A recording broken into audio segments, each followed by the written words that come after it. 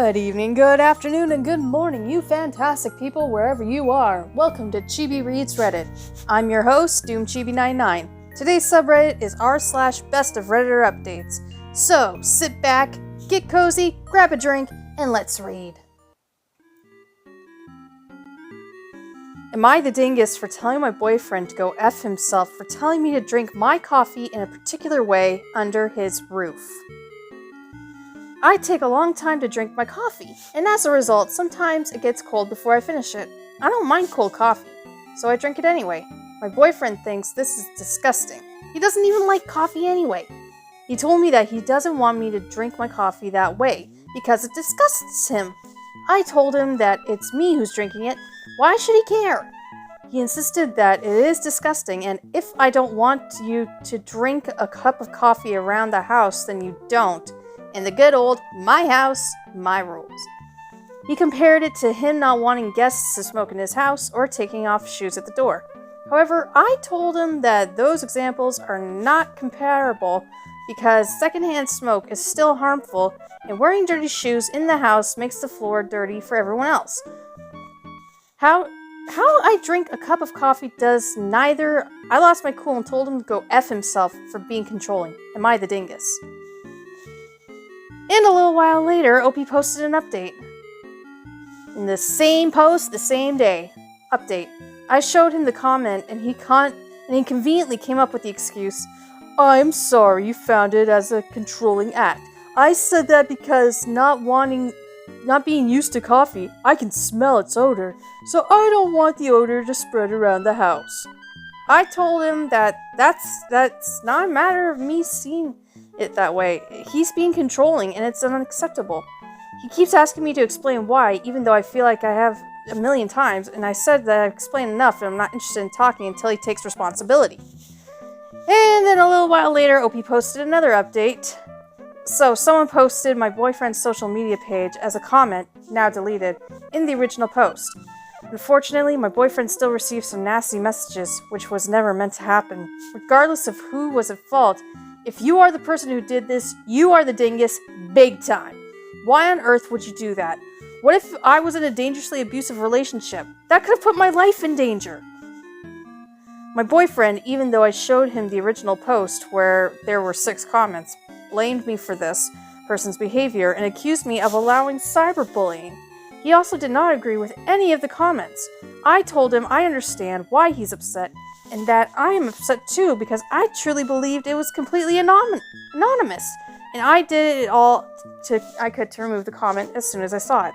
He did not agree with any of the comments and said that I'm the one who's being controlling. He also said that what I did was unforgivable, as well as irresponsible and reckless. I said I need to be alone to think about things. After I thought about everything that happened, I asked him if we could talk the next day. Despite what happened, I felt it would be the decent thing to talk on the phone. I feel he responded pretty aggressively, saying things like, I'm ready now. Don't know about tomorrow.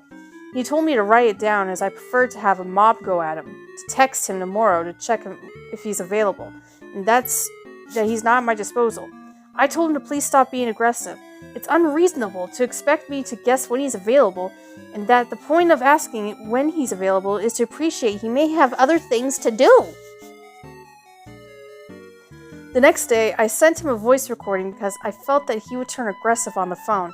I told him that I think we're on different paths and it would be best to end this relationship. Apparently by that point, he already decided to end the relationship, but then said later that he was willing to give me a second chance and that his love was stronger. He said that he made grave mistakes and that he feels sorry, but he doesn't want to be with someone who doesn't let him be himself. Okay, I hope that gives him the closure he needs. Then I had a cup of coffee. Edit. Sorry if it was unclear. What I meant to say is that I broke up with him and then I enjoyed my cup of coffee in peace. You enjoy that coffee, OP. And yeah, your ex was being really controlling there. Remember, if they don't have the bean juice, you go loco. Me, 32 male, thinks I need to fade from my friend group. I have a group of friends who live all over North America between the US and Canada. Half of us met in high school or college. The rest joined through online gaming, which has helped us all spend hours together each week. We have at least one big trip together each year with as many as 12 people attending. I don't generally have an issue getting along with anyone, and in most of my circles, I am well liked and kind. There was a newer member to our group who I didn't mesh well with, and it has caused some issues in the past year for me internally, culminating in an expensive crappy vacation with everyone for me and my wife. I have a closest friend in the group who I discussed my concerns with, and he listened, but felt my concerns were unfounded, and he politely suggested I get over them. I have tried quite hard the past few months, but this new person in our group is ever present and is difficult to interact with anyone without heavily involving her.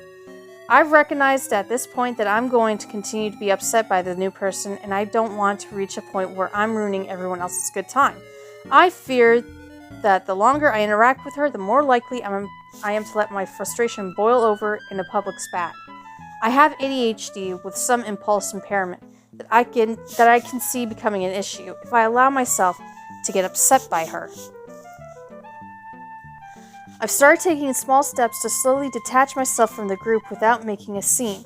Setting group chats to ignore or mute, not going online, quitting a D&D game under the ruse, the guise, I don't know what that word says, I'm not going to try and pronounce it, of being busy, etc. I am very conscious of how I am doing and that my attitude hasn't changed, and I haven't said anything to anyone except my wife, who supports my decision.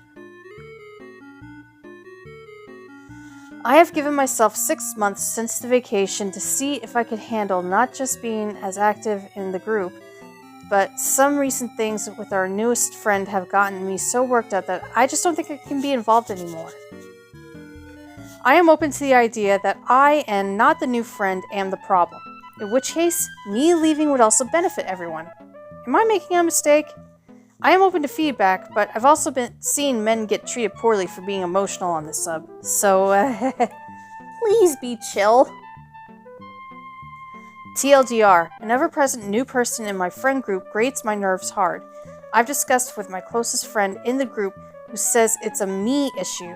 I've tried scaling back time spent with them, but any interaction with the new person quickly ruins my day. I think I just need to inconspicuously get too busy. And then OP posted an update. 4 months later, not much response to my previous post, but here's a recap and update for posterity. Recap. My main group of friends for the past several years plays games together online for 4+ hours nightly.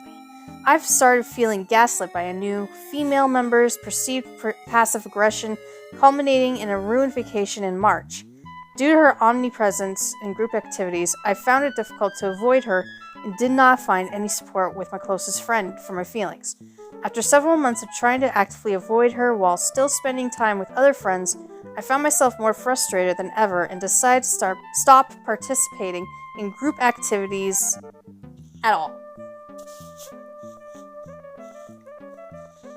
In order to ensure I wasn't tempted to communicate with the group, I immediately muted and hid all group chats I was a member of and logged out of Steam chat so I couldn't see what everyone else was doing and quit our group D&D game, and most importantly, stopped getting onto our VoIP chat that everyone uses for 7 p.m. plus every night of the week. Out of sight, out of mind. I told them all I was starting a full-time online college program to excuse my absence, and I used the opportunity to learn some new non-gaming skills, and that kept me occupied for the first couple weeks. I still enjoy and focus on them, but I'm also back to gaming as much as I've ever did. Just alone now. No one except my close friend ever tries to reach out, and even he is just sending me random memes, not actually talking or anything. I've taken special effort to try and maintain contact with him, but it's hard to get him talking through text like 99% of the time. I did convince him and a friend from another group to drive a few hours to visit over a weekend once as well. Opie's taking the high ground here. My wife and I are still making the trip to Boston next year for PAX East. which that whole group is attending, but she and I will get separate accommodations from everyone else, and I hope to avoid them completely since it caused so much anxiety last year.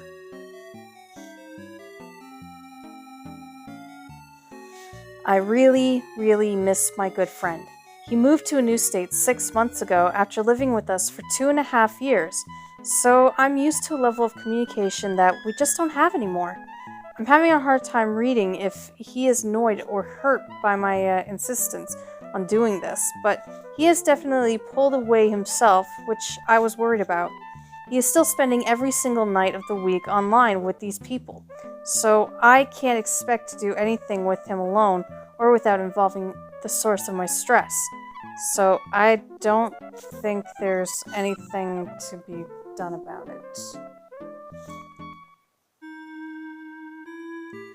After the first 2 months doing the course of a text convo, he mentioned that I hadn't been around much, and I told him that I found myself getting angry at the situation still, and since I couldn't be sure if it was me or not, it was best for everyone if I removed myself.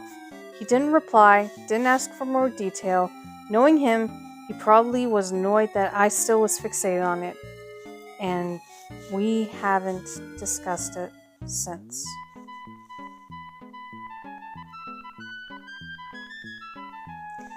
I'm 32, I have a wife and 2 kids, so there's plenty to keep me occupied, and I guess I can't claim to be lonely necessarily, but I definitely don't feel good. It's only been 4 months though, so I guess it will become the new normal eventually. Edit. This should clear up some misunderstandings. My wife works from 9 p.m. until 6:30 a.m., and I put my kids to bed at 9 p.m., at which point I normally play some games. Holy crap, she's got the night shift! We can't really go out alone to socialize as adults, except on special occasions because we have no family in the area to watch the kids. Occasionally, I will do stuff with other friends who visit, or with friends in the area, but that is very rare because it requires my wife to be alone with the kids, and she is chronically exhausted because she works 3rd shift and comes home to put the kids on the bus, sleep, then get them off the bus, do their homework, etc. While I'm at work, she rarely gets any time to herself. Yes, she is a freaking incredible human, and I am so incredibly lucky to have her. We aren't really interested in play dates with other parents. Our kids aren't hurting for friends, and the idea of meeting random people who share 0 interests with us, with our only common link being that we're parents, sounds like my own personal hell. Yes, I do have a significant amount of social anxiety. However, most people who know me are not aware of that, though close friends obviously do. I don't share this crap with anyone, not super close, because I'm aware it makes me look freaking crazy and immature. Thanks. You'll have to take my word for it, but acquaintances and strangers see me as a confident and outgoing, happy-go-lucky dude. I don't put myself in situations where I don't know where I stand socially, if I can help it. This is a coping mechanism.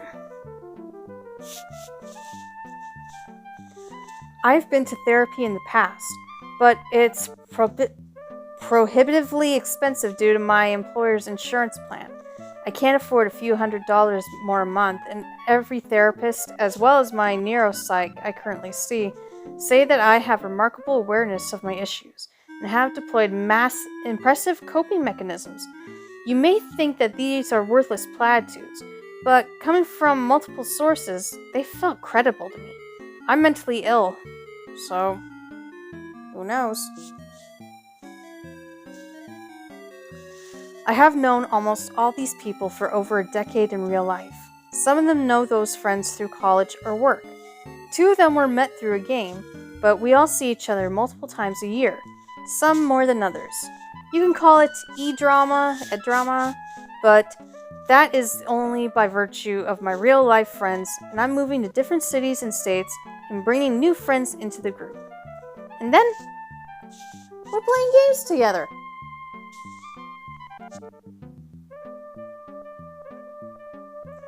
TLDR, I successfully stopped spending time with my friends, and while it's nice not to be stressed over whether I'm being messed with, it sucks to know for sure that you aren't missed. I don't think there's any going back at this point, and part of me laments about it. But I know it's what's best for everyone.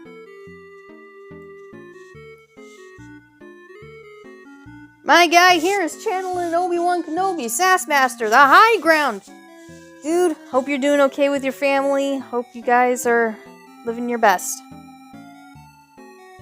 I'm wanting to call off my wedding because my fiancé is a control freak. Background. I'm 32, she's 34. We're Catholic.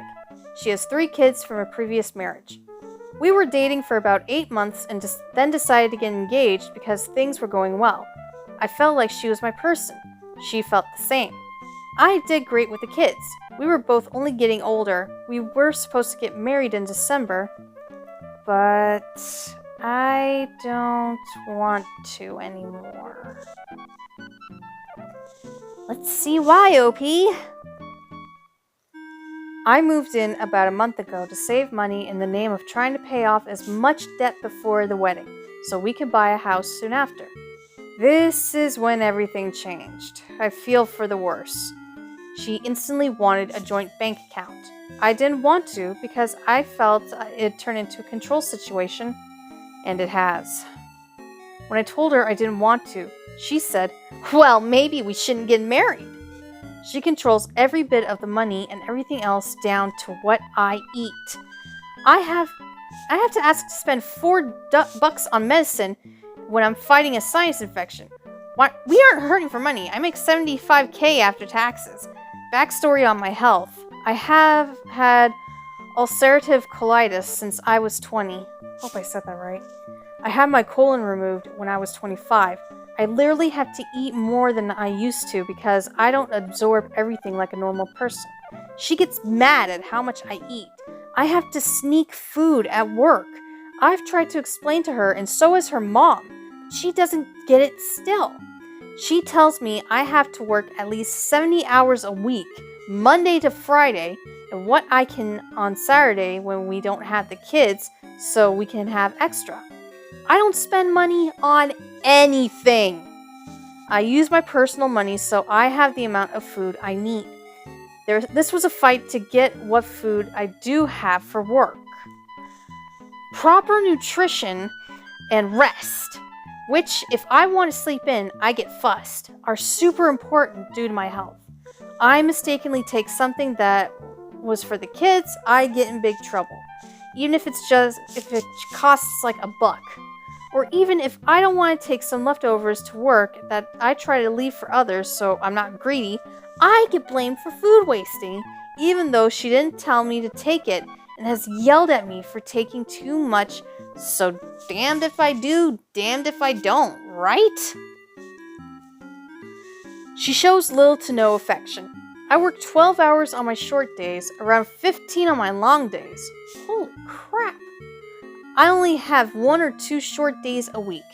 I like to feel wanted and desired when I come home, but I feel nothing. I don't ever get a hug, kiss, or any type of excitement when I get home after a long day. Some of the long days, I mean I don't see her for 2 to 3 days at a time. There's no sort of excitement, just what more can you do around the house? Hell, I've gotten into trouble for sitting down for 10 minutes when I got home one day because I need to use my time better.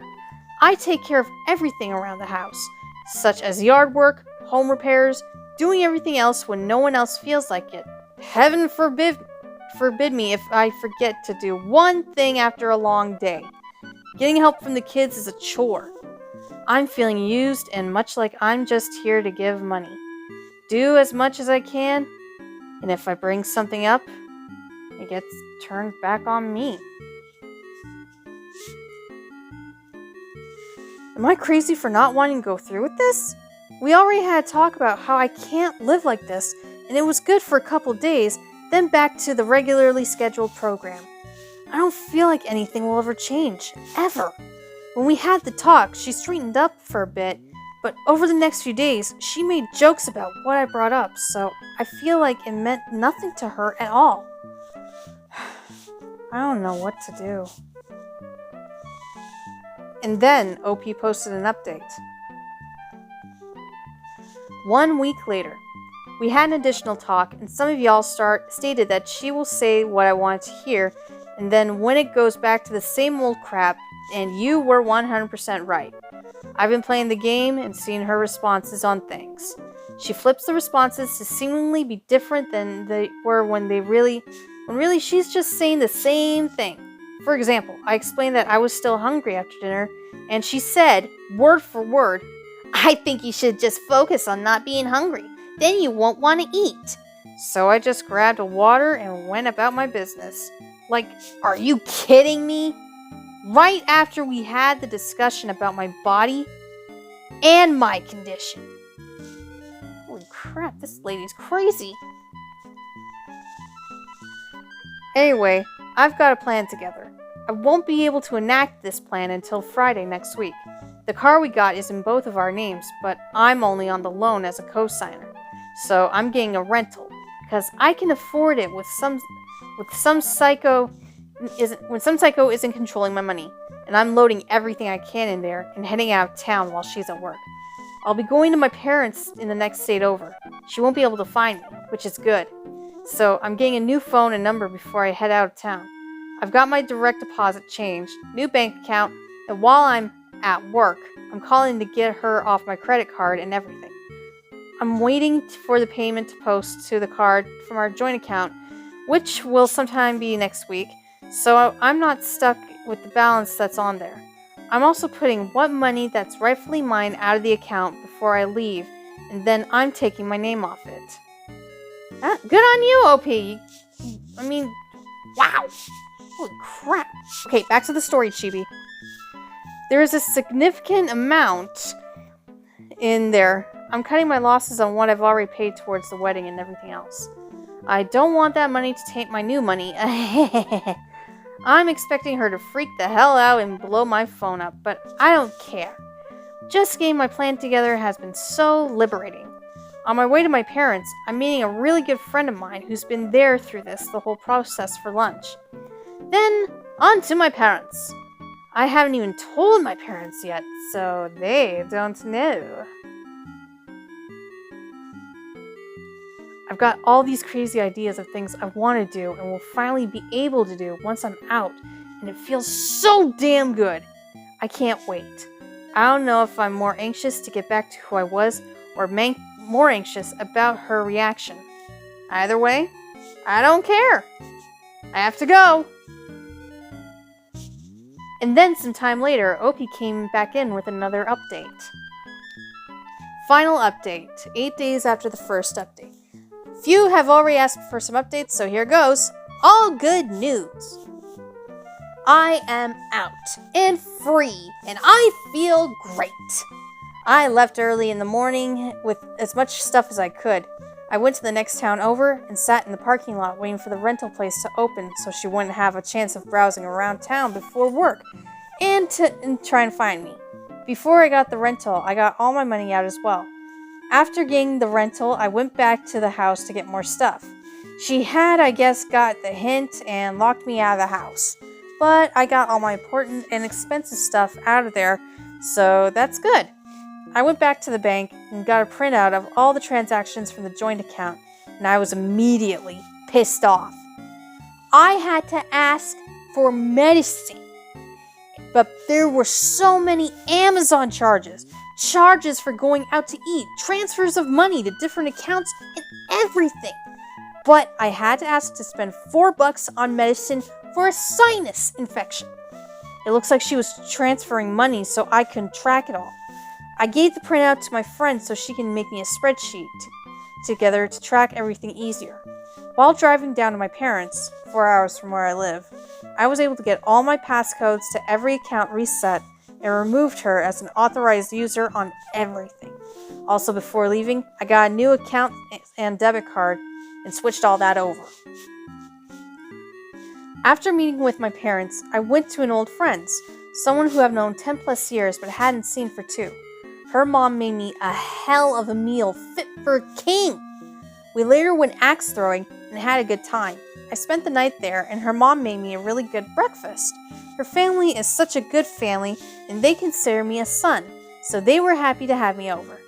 Her mom asked if I just need a key to the house. Oh, there goes my butt. This morning I drove back to my parents and we went to a flea market and I was able to spend my money on whatever I wanted and it felt so good! This is the life I wanted to live, not a life constrained by a crazy person. I feel great. I'm doing great. Leading up to leaving, I was getting super anxious about it and having trouble sleeping. Hell, I saw my ex Monday and some Tuesday, but because of my schedule, I didn't see her for 3 days. No, I miss you, no nothing. Just messages asking me to do things. Also, on the way down, she didn't try to contact me at all. I left Messenger open and will until everything is buttoned up, but everyone else is blocked on everything. She did try to contact my parents, but they didn't answer. Whew, thankfully. I've got quite the road ahead of me to get where I want, but it'll be an easier road to travel than what I was doing. I've already contacted a flight school and will be enrolling to get my private pilot's license in the next few months, and I can't wait. It's been a huge dream of mine since I was little. Things have been the best thing I've ever done for myself. This has been the best thing I've ever done for myself and my well-being. Looking forward to seeing where things go and where I can take it. Thank you guys again for the sound advice. Only thing I have left is to button up is the vehicle we bought, but I ran out of time. I got a meeting with a lawyer next week to get it taken care of. Much love to y'all! And then OP came back with what they called their final comment, which is 1 month after their last update. I haven't signed on since my last update, but we traded in the car we had together and I got myself something new, free, and clear of her name. She had 2 friends show up to the dealership, a male friend and a female friend. It made me laugh because I showed up with no one. Finally got all my stuff as well. She waited till the last day. Of course. Holy crap on a cracker, OP. Your ex. She sounds super controlling, narcissistic. She was financially abusing you, my guy. But I am so glad you managed to get out of there. I hope you're doing well and living your best, my guy. Looks like we've reached the end of today's video. But fret not, I'll be back Monday with more Reddit stories just for you. Want to get notified of the next video? Tap that bell icon. Want to subscribe? Tap the button. It's completely free. Anyways, that's it for today's video. Thank you for watching, and until next time, catch you later, my Chibi Dominators.